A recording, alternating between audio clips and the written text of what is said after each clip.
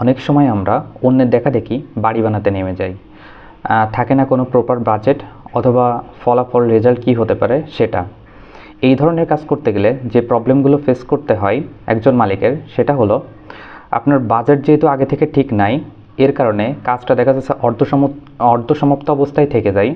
তার মানে আপনি যে বাজেট নিয়ে নামছিলেন, পরে যেয়ে দেখেন যে সে বাজেটে কুলাচ্ছে না, অথবা যে টাকা আপনি ইনভেস্ট করতে চাইছিলেন ওই বিল্ডিংটা বানানোর জন্য, পরবর্তীতে দেখা যাচ্ছে তার থেকে অনেক বেশি টাকা খরচ হচ্ছে। তখন কি হয়, আপনার বিল্ডিংটা অসমাপ্ত অবস্থায় থেকে যায়। সো অনেকে আছে এই প্রবলেমটা থেকে বের হওয়ার জন্য লোন নেয়, অথবা অনেক জায়গা থেকে চড়া সুদের ঋণ নেয়, নিয়ে বিল্ডিংটা শেষ করতে চায়। সেক্ষেত্রে আপনার মাথার উপরে অযথা ঋণের বোঝা চেপে যেতে পারে।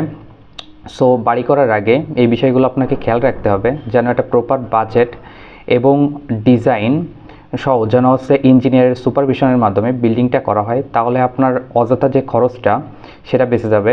যদি এটা আপনি না করেন, তাহলে দেখা যাবে যে ডিজাইনের বারবার পরিবর্তন করতে হচ্ছে, আপনার বাজেটে কুলাচ্ছে না। আপনি যে বাজেটটা আগে দিয়েছিল, পরে দেখা যাচ্ছে তার থেকে অনেক বেশি টাকা খরচ হচ্ছে, তখন বিল্ডিংটা আপনি শেষ নামাতে পারছেন না। এদিকে টাকাগুলো আপনার আটকাই গেছে, আপনি লোনও নিয়ে ফেলছেন, আবার সেখানে ইন্টারেস্ট দেওয়া লাগছে। অথবা এরকম হইতে পারে আপনাদের ঠিকাদারদের সাথে বড় ধরনের ঝামেলাও হইতে পারে। সো এই ঝামেলা পরবর্তীতে মামলার দিকেও যাইতে পারে। তো এই সব দিক বিবেচনা করে আপনাকে একটা প্রপার গাইডলাইনের মাধ্যমে আপনার এই বিল্ডিং কনস্ট্রাকশনের কাজটা শুরু করতে হবে। সেটা হতে পারে আপনার ইঞ্জিনিয়ারদের সাথে, অথবা কোনো কনস্ট্রাকশন ফার্মের সাথে, অথবা আপনি যে ঠিকাদারদের সাথে কাজ করছেন তাদের সাথে।